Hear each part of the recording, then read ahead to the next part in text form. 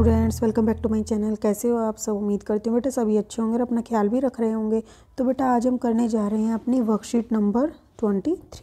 ठीक है, गणित सब्जेक्ट की है बेटा, 7th क्लास के बच्चों के लिए है, 15 तारीख की है और हिंदी मीडियम में है। ओके, जिसमें आज हम ठोस आकारों का चित्रण देखेंगे। ओके, तो चलिए बिना देरी के समझते हैं बेटा इसको।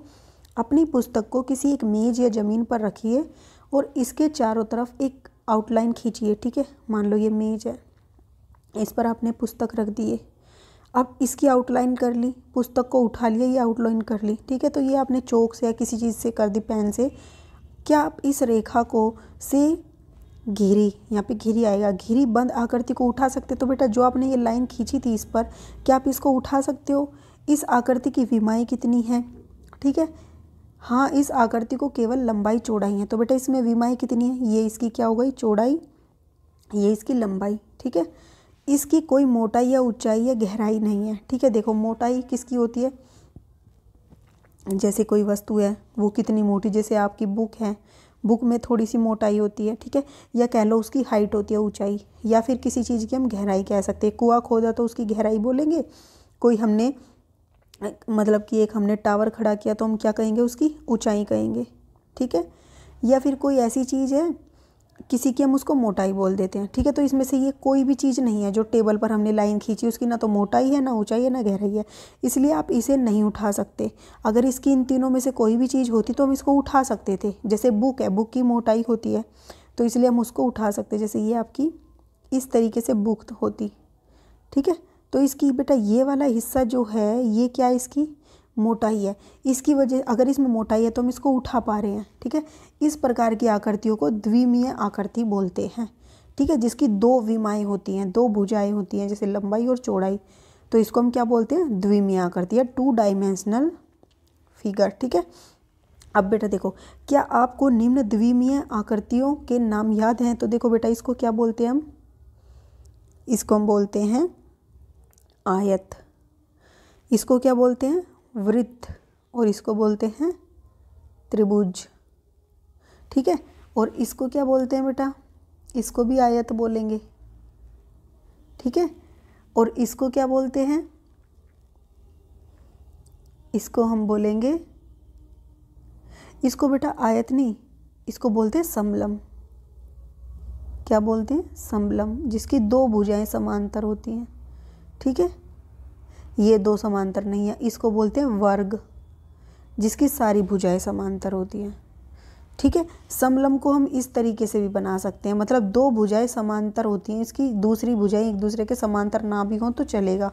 ठीक है, अब नेक्स्ट देखो बेटा, नेक्स्ट में क्या है? क्या आप अपनी पुस्तक को उठा सकते हैं? तो हाँ बेटा, जरा सोचिए क्यों उठा पा रहे हैं? क्योंकि उसकी क्या थी? मोटाई। अब कुछ वस्तुओं जैसे अलमारी, ice cream cone, pipe, ball, ludo, कपास आदि को ध्यान में लाइए। क्या आपने देखा कि इन वस्तुओं में लंबाई चौड़ाई के अतिरिक्त कुछ मोटाई भी होती है? आइसक्रीम के कोन में भी बेटा, ठीक है, अलमारी में भी, मतलब मोटाई भी होती है, हाइट भी होती है, उसकी लंबाई भी होती है और ये चौड़ाई भी होती है, सारी चीज़ें होती हैं। तो ऐसी आकृतियों को हम उठा सकते हैं। ठीक है, इनके अंदर मोटाई है, किसी में गहराई है, किसी में ऊंचाई है, तो ऐसी आकृतियों को त्रिविमीय आकृति कहते हैं। यानी कि इनमें 3 विमाएँ होती हैं, लंबाई हो गई, ये चौड़ाई हो गई, ये हो गई इसकी ऊँचाई। ठीक है, ये ऊँचाई हो गई, इस तरीके से लगा लो। तो इनमें क्या होती है बेटा? 3 चीज़ें होती है। देखो, ये इसकी लंबाई, ये इसकी गहराई, और ये इसकी क्या हो गई?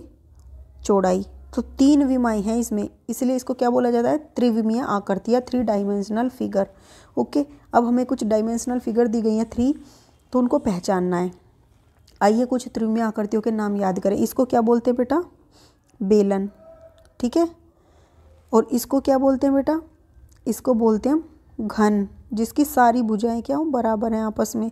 ठीक है, अब ये क्या है? घनाभ, जिसकी क्या है? भुजाएं बराबर नहीं हैं। ठीक है, और इसमें क्या है बेटा? इसको बोलते हैं शंकु, जैसे ये आपके कोन होते हैं आइसक्रीम के, बर्थडे की जो आप कैप लगाते हो, उन सभी के। ठीक है, तो ये इन आकृतियों के नाम हैं। अब हम इनके आकृतियों के भाग के बारे में पढ़ते हैं। ठोस आकृतियों के भाग, ये सारी ठोस आकृतियाँ हैं। इनमें फलक होता है, शीर्ष होता है और किनारा होता है।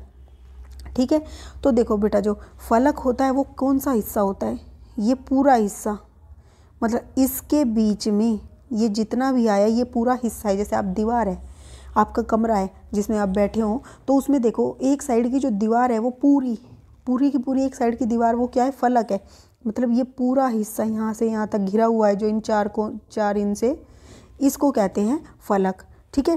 किनारा क्या होता है बेटा, देखो किनारा किसी ठोस आकृति के ढांचे को रेखाखंड या कोर उसके किनारे कहते हैं। ठीक है।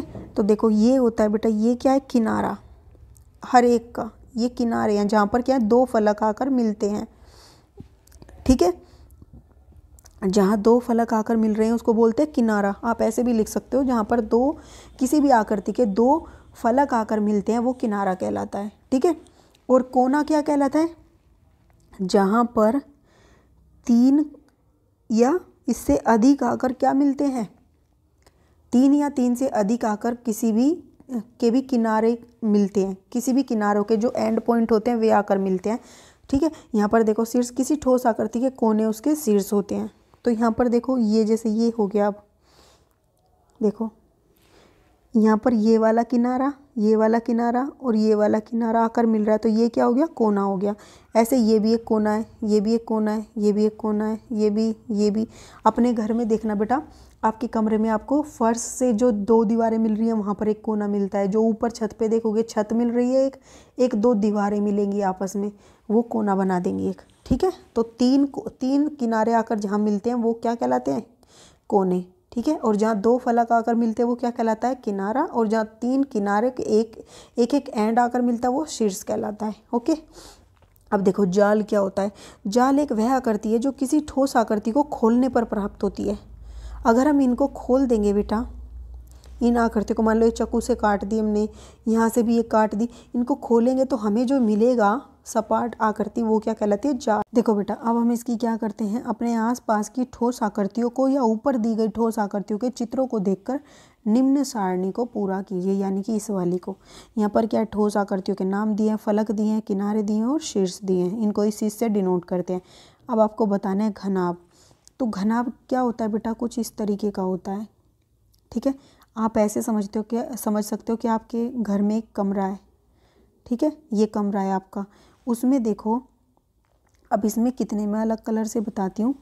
इसमें फलक कितने हैं, फलक कितने होते हैं बेटा, जो आपका पूरा दीवार है तो देखो कितनी है, 4 दीवारें हैं, एक छत है और एक नीचे फर्श है, तो कितने हो गए, 6 हो गए। ठीक है।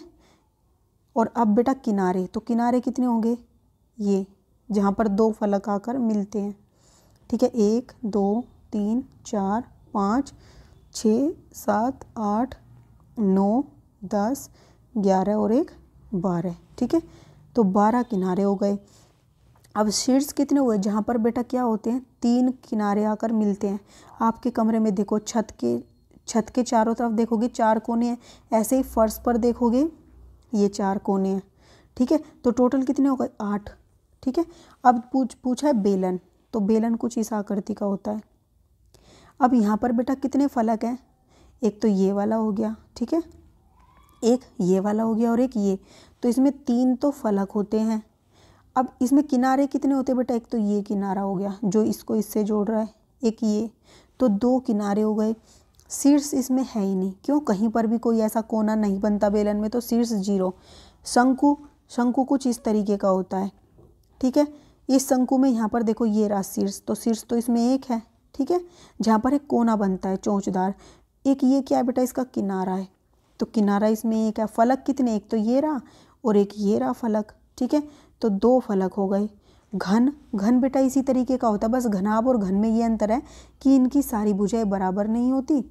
ठीक है। और घनाभ जो घन होता है उसमें सारी भुजाएं बराबर होती हैं। ठीक है। ऐसे समझ लो, इसकी सारी ये भुजा ये तीनों आपस में बराबर है, तो सारी भुजाएं बराबर है। तो इसमें भी 6 कितने हो गए, किनारे 12, 6 फलक और शीर्ष 8। ओके। तो ये इस तरीके से फिल होंगी आकृतियों के। यहाँ पर आपसे बोला है, जरा सोचिए जब आप किसी गत्ते के डिब्बे जैसे कि फ्रूटी या दवाई का डिब्बा को खोलते हैं, खींचते नहीं, खोलते हैं, तो आपको कैसी आकृति मिलती है, और जब हम इस गत्ते के डिब्बे को सपाट करके लिटा देते हैं तो हमें इसका जाल प्राप्त होता है। ठीक है।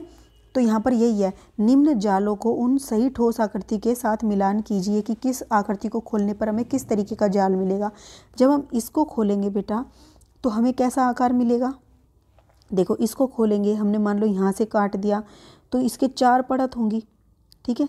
एक क्या होगा, ये एक, ये और एक पीछे वाली और एक ये आगे वाली। तो एक पीछे वाली, ये उसके आगे वाली है, ये साइड वाली और ये भी साइड। तो ये 4 तो यहाँ ऐसे मिलेंगी बेटा।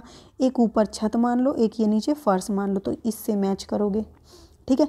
अब इस बेलन की आकृति को खोलोगे तो आपको ऊपर से एक सर्कल मिलेगा, एक यहाँ से मिलेगा और बीच में ये आकृति मिलेगी जब इसको काटोगे तो, ठीक है। तो ये इससे मैच हो जाएगी। अब इसको खोलोगे बेटा, इसके नीचे एक ये है, ये रहा, और एक ये ऊपर है, ठीक है। तो इसको इससे मैच करोगे। अब इसको खोलोगे बेटा, ये एक पिरामिड है, इसका एक ये है, इसके पीछे भी सेम टू सेम है, एक इसके साइड में है तो इधर भी एक साइड में है, ठीक है, और एक इसके पीछे भी है। तो ये 4 हैं, 1 2 3 4, और नीचे जिस पर ये जुड़ी हुई हैं एक ये बीच में आ गया जो फर्श लगा लो, ठीक है। तो ये इससे मैच हो जाएगी, ओके। तो ये थी बेटा आपकी आज की आकृति को पहचानने वाली, ठोस आकृति को पहचानने वाली आपकी वर्कशीट, ठीक है। उम्मीद करती हूँ आपको अच्छे से समझ आई होगी। फिर भी कोई डाउट हो तो कमेंट बॉक्स में पूछ लेना। इस वीडियो में इतना ही बेटा, अपना नेक्स्ट टॉपिक हम अपनी नेक्स्ट वीडियो में करेंगे। तब तक के लिए ऐसे हंसते रहिए, मुस्कुराते रहिए, पढ़ते रहिए और आगे बढ़ते रहिए। Thank you.